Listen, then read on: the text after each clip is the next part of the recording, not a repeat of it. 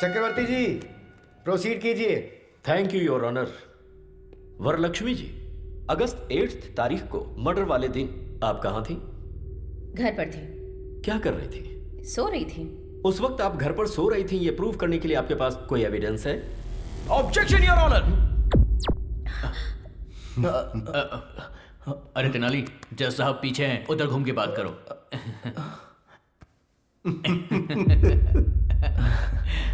Sorry your honour. Objection. क्या है तुम्हारा ऑब्जेक्शन? योर ऑनर, एक महिला रात में कहां सो रही थी, कैसे सो रही थी, ये बोलना महिला का अपमान है। योर ऑनर, मर्डर केस में औरत मर्द में कोई फर्क नहीं होता। Objection overruled. Thank you your honour. तो हम फिर से पॉइंट पर आते हैं। आप उस दिन अपने घर में सो रही थी, उसका प्रूफ चाहिए। आपके पास कोई सबूत है?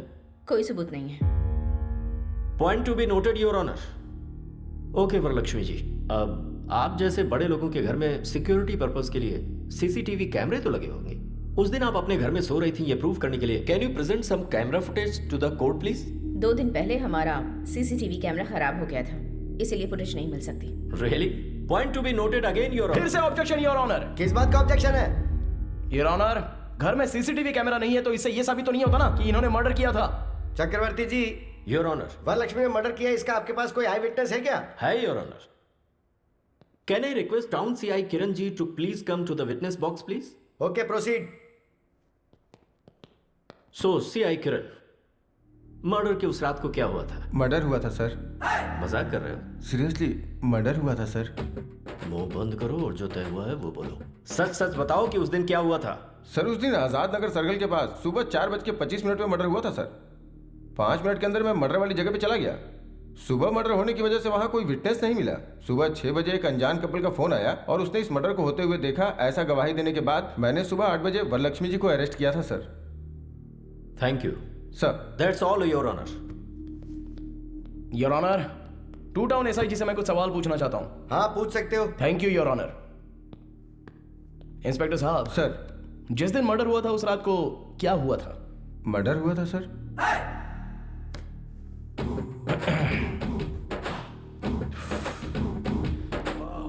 देखिए सर, मर्डर होने के बाद क्या हुआ था बताइए। कांस्टेबल के फोन करने पर मैं गया था। पुलिस स्टेशन गए थे या स्पॉट पर गए थे? स्पॉट पे गया था सर। स्पॉट पर कितने बजे गए थे? 6 बजे गया था सर। गवाह स्टेशन आया था या आपको फोन किया था? नहीं सर, मुझे फोन आया था सर। 4:30 बजे मर्डर हुआ था, तो 6:30 बजे आपको फोन क्यों आया? गवाह डर गए होंगे सर। 2 घंटे बाद उनका डर चला गया क्या? कुछ सोचा होगा उन लोगों ने। ओके सर, गवाह ने आपको फोन किया भी होगा, पर गवाह के पास आपका फोन नंबर कैसे आ गया? Please note this point your honour. अब आप जा सकते हैं, आप जाइए sir. Your honour, public prosecutor साहब ने जो गवाह प्रोड्यूस किया है उन सभी से क्रॉस एग्जामिनेशन करने के लिए मैं अनुमति चाहता हूं। Okay, proceed. नमस्ते सर। नमस्कार सर। आनंद साहब, वरलक्ष्मी जी ने पत्रकार का मर्डर किया, अपनी आंखों से देखा आपने? हाँ सर, सुबह 4:30 बजे हमने अपनी इन चारों आंखों से देखा था सर। उस वक्त वहां आप लोग क्या कर रहे थे? उस दिन हम लोग गाड़ी में कानूल से श्री सेलम घाट रोड से विजयवाड़ा गए थे।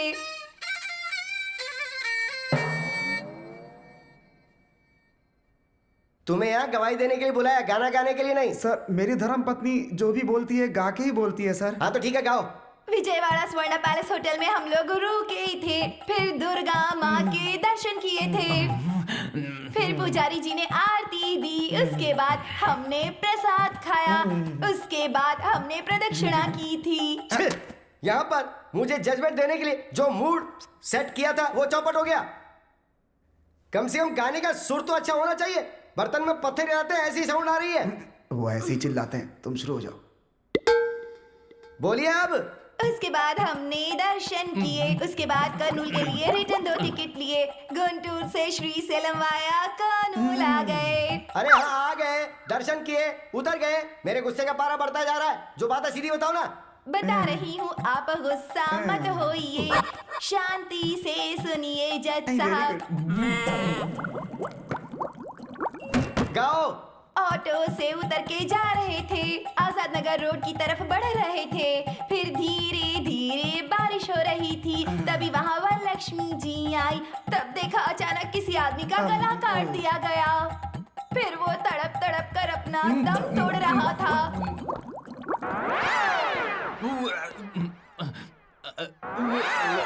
हम लोग बहुत डर गए थे।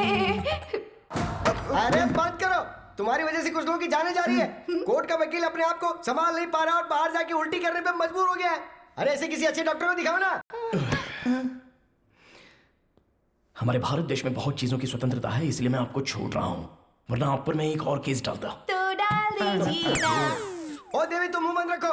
और तुमने मर्डर होते हुए देखा ना, तुम भी वहां स्पॉट पे थे ना, तो जो कुछ भी बोलोगे अब तुम बोलोगे। फिर उसके बाद हम लोग गए, नहाए धोए और फिर नाश्ता भी किया। उसके बाद दुख भरी खबर मिली कि रिपोर्टर मर गया। उसके बाद हम लोगों ने सीए सर को फोन किया। सब कुछ सही है। जो मर गया वो रिपोर्टर है, ये आपको कैसे पता? हमने सोचा sir. Please note this point your honour. इन लोगों ने सोचा। सॉरी सर, हम डर गए थे, डर कर ही बोल दिया था। वो पत्रकार थे, पता नहीं था सर। हाँ, ये पॉइंट भी नोट कीजिए योर ऑनर। डर के मारे इन्होंने बोला था। वो ऐसा अच्छा, ये सब छोड़िए। आप करनूल कितने बजे आए? 4 बजे आए थे सर। मर्डर होते हुए कितने बजे देखा था? सुबह 4:20 पर हमने अपनी चारों आंखों से देखा था। हाँ। सर, ये लोग झूठ बोल रहे हैं। सच तो यह है कि आप लोगों ने कोई मर्डर देखा ही नहीं। हाँ? विजयवाड़ा से करनूल आने वाली बस AP 25362 सुबह 4:35 पर करनूल आई। जो बस 4:35 को आई, तो फिर आप लोगों ने 4:20 का मर्डर देख कैसे लिया?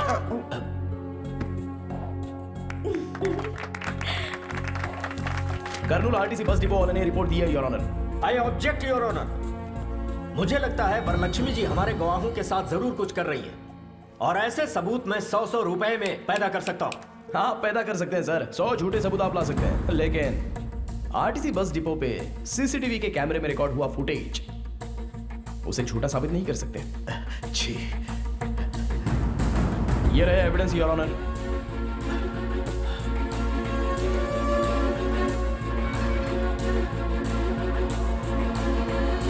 दरअसल उस दिन ये लोग विजयवाड़ा गए ही नहीं थे। उसका प्रूफ उन लोगों के अपॉइंटमेंट के CCTV कैमरे के फुटेज।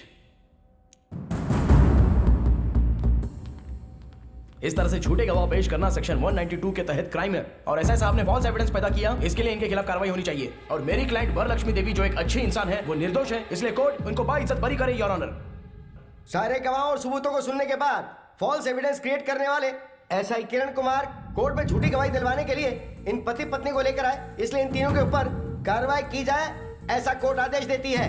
और क्रिमिनल लॉयर चक्रवर्ती को बार काउंसिल से सस्पेंड किया जाता है, और एक समाज सेविका वरलक्ष्मी जो है, उन पर सारे केस लगाए गए। उन्हें माफ करते हुए, उन्हें निर्दोष करार देते हुए कोर्ट उन्हें बाइज्जत बरी करता है। आपके बेटे ने तो चक्रवर्ती को भी हरा दिया। और नहीं तो क्या, इस दुर्गा राव का बेटा है, कोई मजाक नहीं।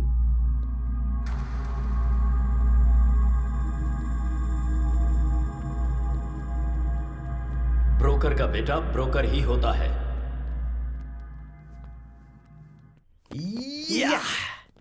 Thanks Tenali. Thank you madam. Congratulations. Thank you. Well done. Tenali, congratulations. Thank you.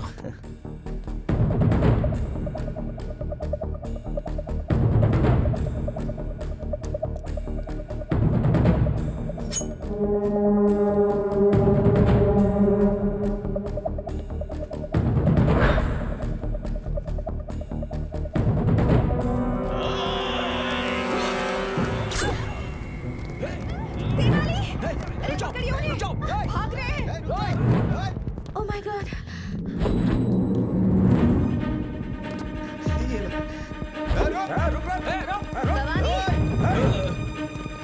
Madam, आप ठीक तो है ना? मैं ठीक हूँ। वो कौन है पता लगा? कहीं अनजाने में मैंने उसे कोई नुकसान तो नहीं पहुंचाया ना? जरा देखो। तेनाली गया है ना, वो उसे छोड़ेगा नहीं।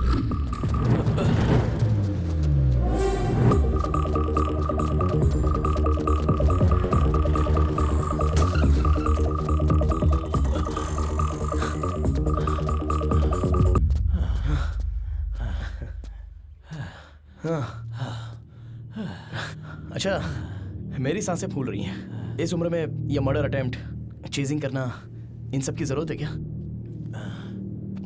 एक आदमी को मारना गैर कानूनी है, और एक अच्छे इंसान को मारना महापाप है। कौन अच्छा है? कौन? सब लोग सोचते हैं वो पवित्र है, पर वो है एक नंबर की धोखेबाज। उसने मेरे बेटे को बहुत ही बेरहमी से मार डाला था।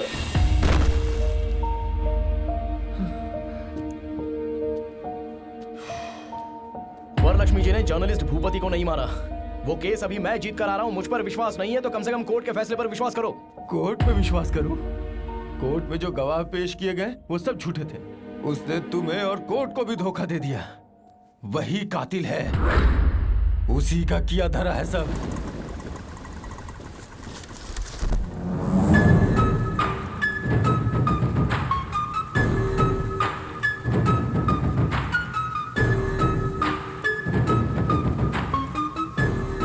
वाह वाह वाह वाह वाह वाह वाह वाह। कितनी अच्छी एक्टिंग की है तूने, मेरा दिल जीत लिया। मेरे ही पास नौकरी करके मेरी ही जासूसी कर रहा था और ब्लैक मनी जो मेरे पास है, मैं जो धंधा कर रही हूँ, जो मेरा फेरी कर रही हूँ, उसके सबूत इकट्ठा कर रहा था। ये सब कुछ शूट करके सोशल मीडिया में डालने की कोशिश कर रहा था, है ना?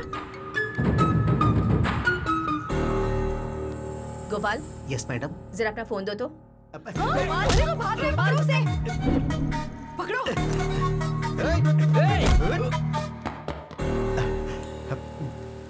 क्या रे, मैं कोई एक्टर हूँ क्या जो मेरी फिल्म शूट कर रहा था तू? नहीं, तू एक्टर नहीं बल्कि एक नंबर की राक्षसी है। ओह, पब्लिक के सामने अच्छा बनने का नाटक कर रही है और उन्हीं को लूट रही है। तूने गरीबों के नाम पर उन्हें घर दिलाने के लिए लाखों करोड़ों का लोन बैंक से लिया। सोलर सिस्टम के नाम पर न जाने कितने घोटाले किए। कॉन्ट्रैक्ट के नाम पर तूने करोड़ों अरबों रुपए सरकार के खाए। बालू, सीमेंट, सरिया, रियल एस्टेट, ईंट, पत्थर तक को तूने नहीं छोड़ा। ये यहाँ की मासूम जनता नहीं जानती है और वो लोग तुझे भगवान मानते हैं और तुझे सर पर बिठाकर तेरी पूजा करते हैं। जो इंसान कोमा में है उसे भगवत गीता का पाठ पढ़ाकर उसके साथ डिस्कशन नहीं किया जाता। तू मुझे मार कर सबसे बड़ी गलती करने जा रही है। आज से तेरा राजनीतिक खेल खत्म हो जाएगा।